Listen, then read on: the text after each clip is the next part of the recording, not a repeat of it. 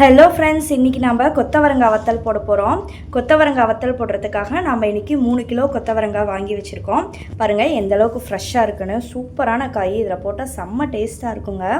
இதே மாதிரியே ஃபாலோ பண்ணி பாருங்கள். இப்போ நம்ம இந்த கொத்தவரங்காய் ஃபஸ்ட்டு வாஷ் பண்ணி எடுத்துக்கலாம்.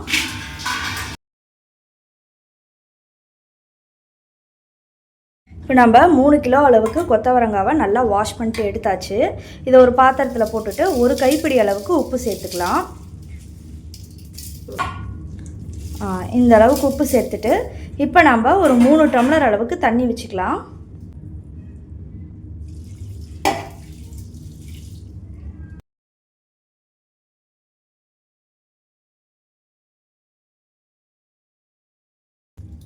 மூணு டம்ளர் அளவுக்கு தண்ணி வச்சு ஸ்டவ் ஆன் பண்ணிவிட்டு மேலே வச்சு நம்ம மூடி வச்சிடலாம். இப்போது நல்லா குளிக்க விட்டுக்கோங்க. உப்பு எல்லா இடத்துலையும் நமக்கு ஸ்ப்ரெட் ஆகணும்.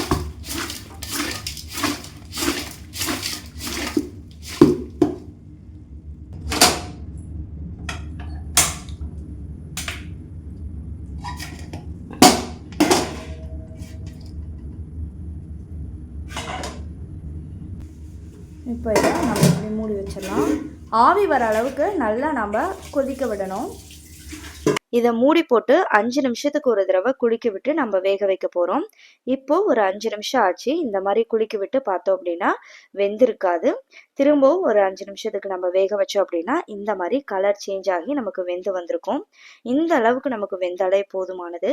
வெந்ததும் அதில் இருக்க தண்ணியை நம்ம வடிச்சிட்டு நம்ம வெயிலில் ஒரு நாள் அளவுக்கு காய வச்சுக்கணும்.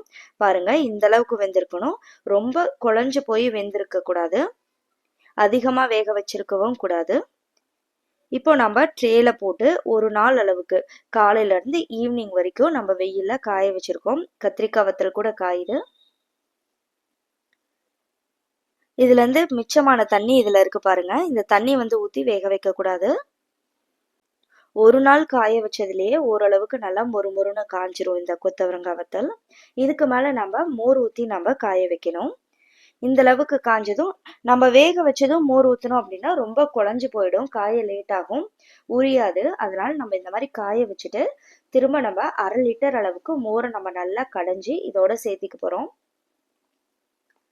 டெய்லியும் நைட்டு மோரில் நம்ம ஊற வைக்க போகிறோம். 1/2 லிட்டர் அளவுக்கு நம்ம மோர் எடுத்திருக்கோம். காய வச்ச கொத்தவரங்காவை நம்ம இப்போ ஒரு பாத்திரத்தில் மாற்றிட்டு 1/2 லிட்டர் அளவுக்கு மோரை ஊற்றி நம்ம கொத்தவரங்காவை நல்லா ஊற வைக்க போகிறோம். நைட்டு ஃபுல்லாக ஊறணும். காலையில் எடுத்து திரும்பவும் நம்ம காய வைக்கணும். இதே மாதிரி ரிப்பீட்டடாக 3 நாள் அல்லது 4 நாள் அளவுக்கு நம்ம செய்யணும். பாருங்கள் எல்லா மோரும் ஊற்றியாச்சு. நல்லா எல்லா இடத்துலையும் மோர் படுற மாதிரி நம்ம நல்லா பிரட்டி விடணும். இந்த மாதிரி குளிக்க விடுங்க. பாத்திரம் அகலமாக பெருசாக இருந்தது அப்படின்னா ஈஸியாக குளிக்க விட முடியும்.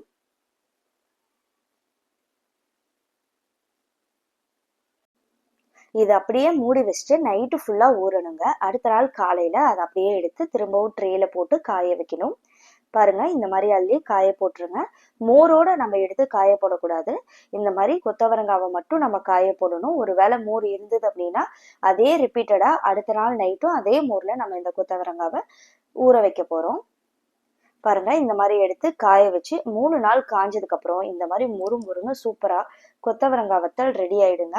இதை நம்ம எண்ணெயில் பொரித்து சாப்பிடும்போது ரொம்பவே டேஸ்ட்டாக இருக்குங்க.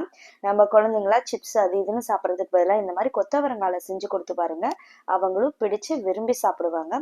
ட்ரை பண்ணி பார்த்துட்டு எப்படி இருந்ததுன்னு சொல்லுங்கள். நம்ம சேனலை மறக்காமல் சப்ஸ்கிரைப் பண்ணிக்கோங்க. தேங்க்யூ.